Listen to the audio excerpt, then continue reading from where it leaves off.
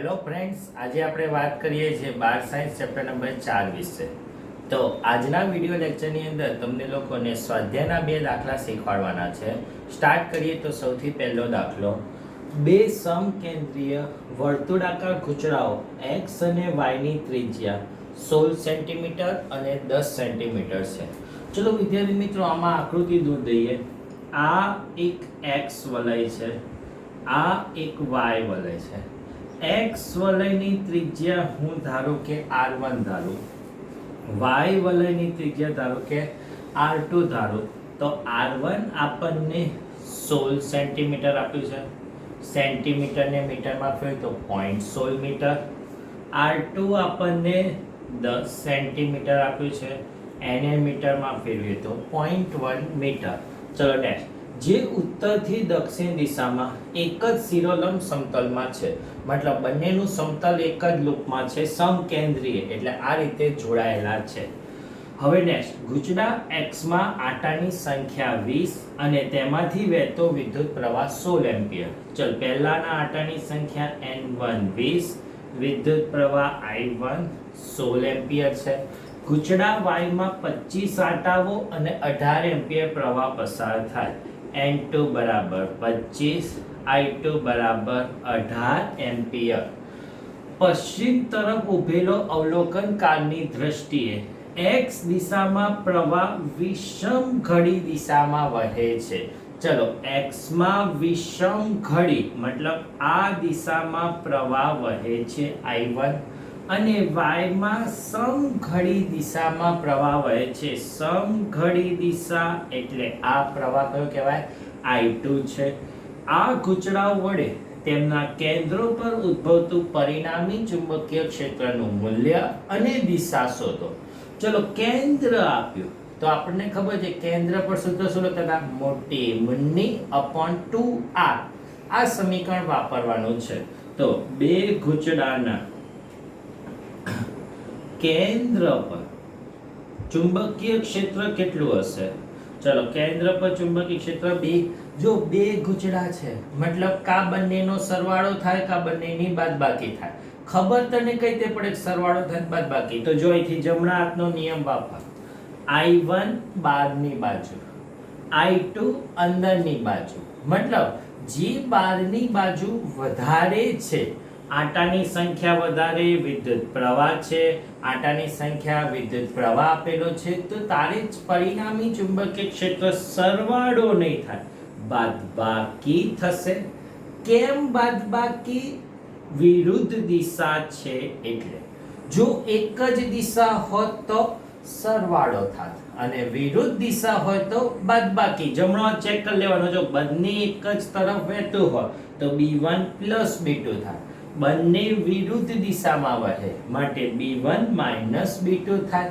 હવે b1 નું સમીકરણ, b1 મોટી મુન્ની upon 2r mu not n1 i1 upon r1 minus મોટી મુન્ની upon 2r2 mu not n2 i2 upon 2r2.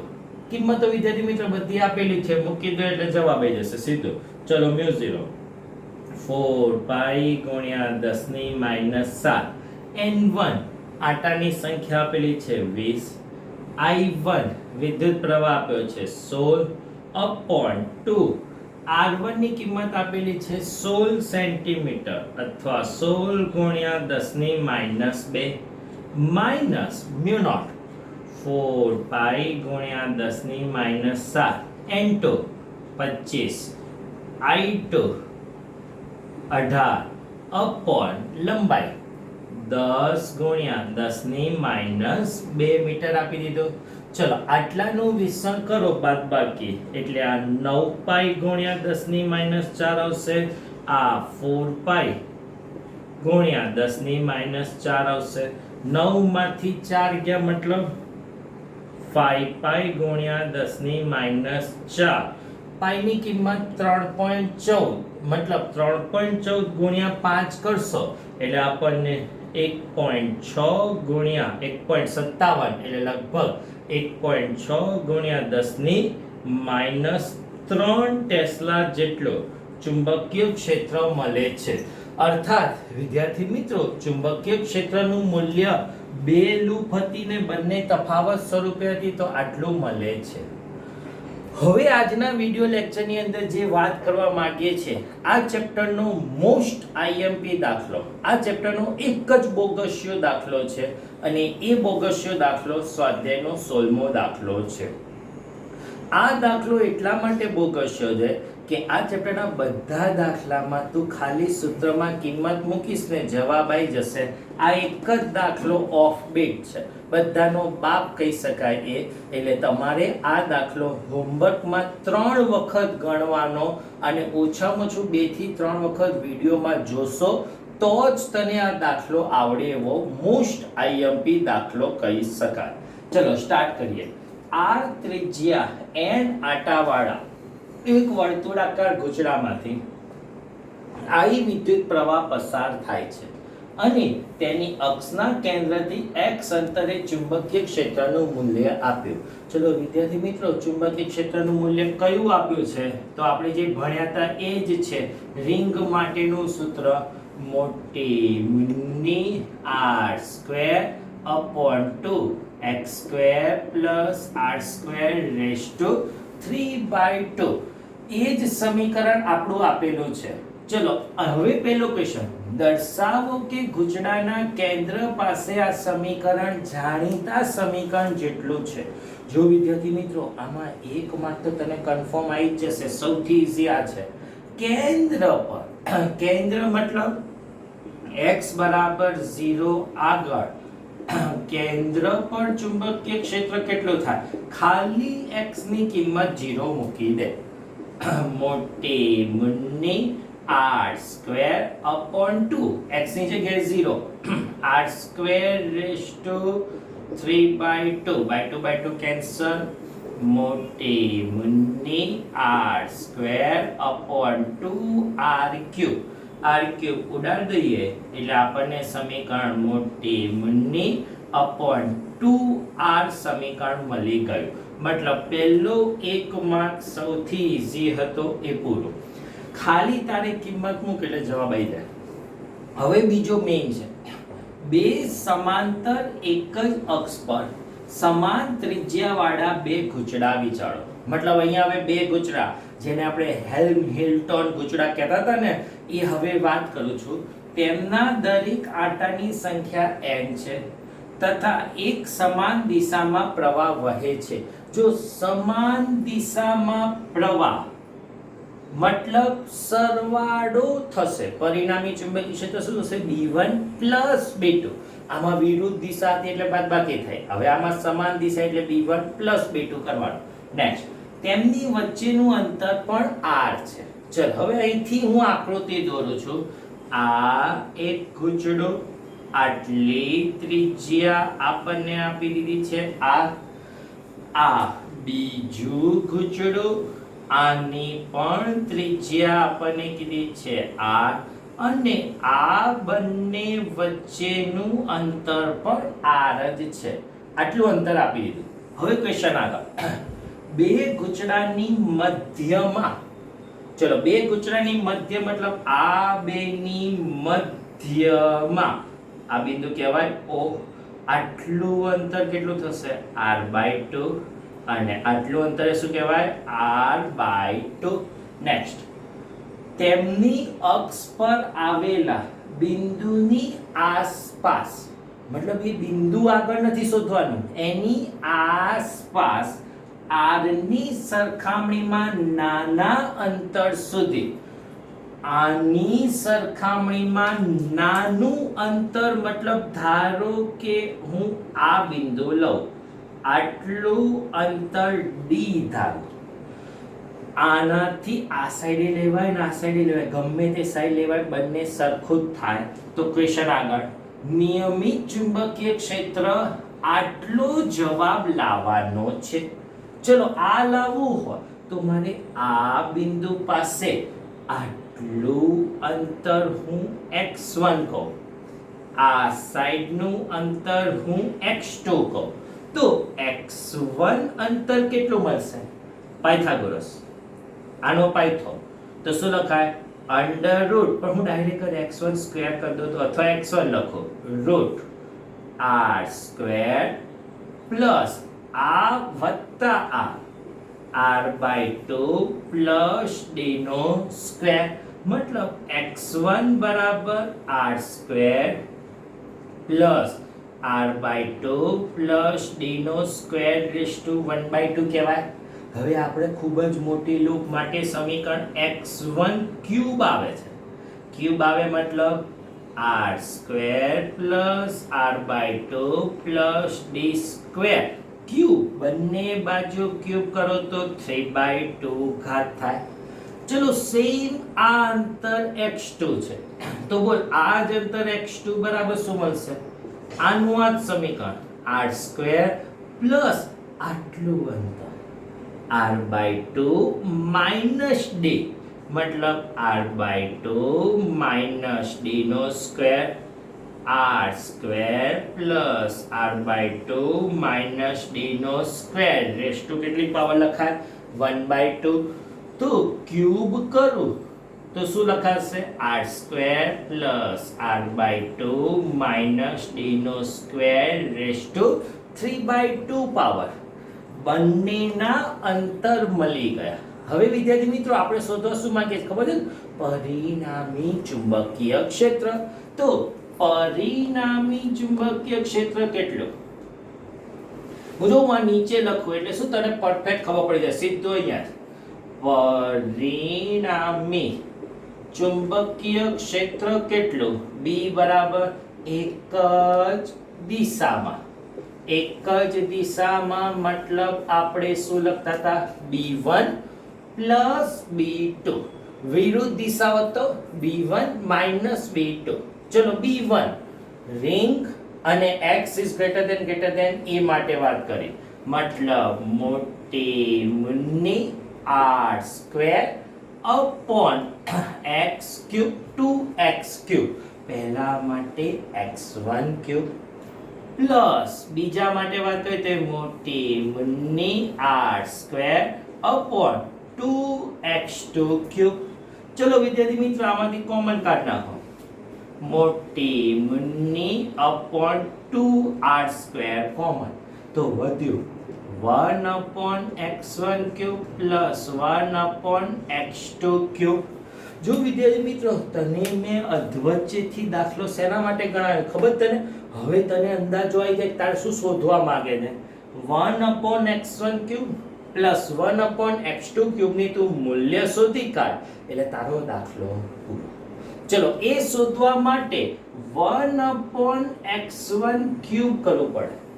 x1 cube ની કિંમત આપેલી છે, એનું 1 upon કરવાનું, મતલબ આખું નીચે તો બોલશો છે 1 upon પછીનું step r square plus r by 2 plus d નો સ્ક્વેર રેઝ ટુ 3/2. હવેના એક એક સ્ટેપ ઇમ્પોર્ટન્ટ છે. કોઈ પણ ચોપડીમાં બધા સ્ટેપ લખ્યા નથી, બધું ડાયરેક્ટ દે લખ્યું છે. આપણે એક સાબિત કરવાનું 1 upon x1 cube 1 upon x2 cube direct આ લખી નાખવાનું. તો ચલો પહેલું step 1 upon x plus y ના હોલ સ્ક્વેર નું વિસ્તરણ, r સ્ક્વેર પહેલું એમના એમ e સ્ક્વેર મતલબ r square by 4 plus a square plus 2ab 2a r by 2 b d 2 cancel plus rd plus d square raise to 3/2. મતલબ પહેલા સ્ટેપનું વિસ્તરણ કર્યું. ક્લિયર? ખ્યાલ આવી ગયો ને? હવે જો આગળ વધો, આ બંનેનો સરવાળો કરો. ચલો સરવાળો 4 લસા 4r square plus r square by 4, બાકી બધું એમ નહીં plus rd plus d square raise to 3/2.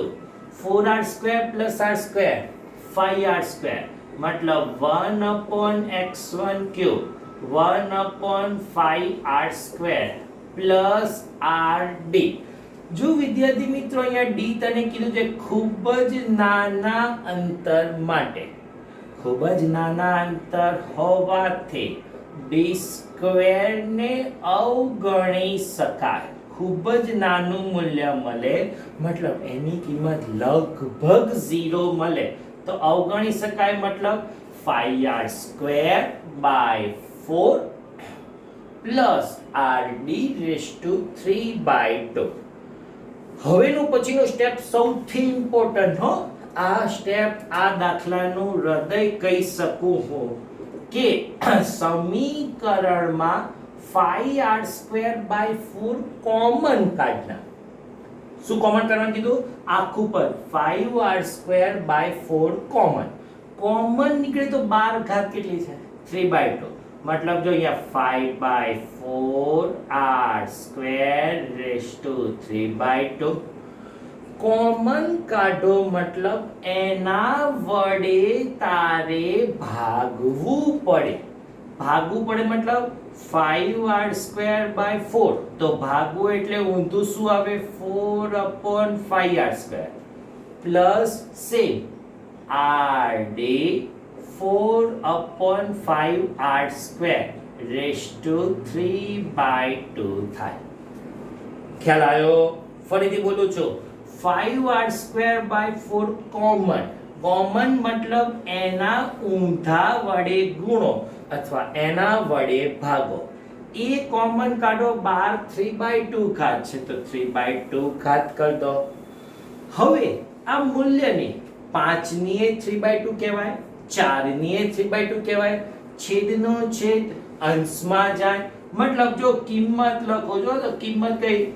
4/5 છેદનો છેદ અંશમાં ગયો, r²3/2 મતલબ જો આગળના પદનું વિસ્તરણ થઈ ગયું. ચલ અહીંયાનું વિસ્તરણ 5r², 4 કેન્સલ, 1 પ્લસ અહીંથી એક r કેન્સલ, મતલબ 4d/5r3/2 ઘાત થઈ ગઈ. Okay, clear?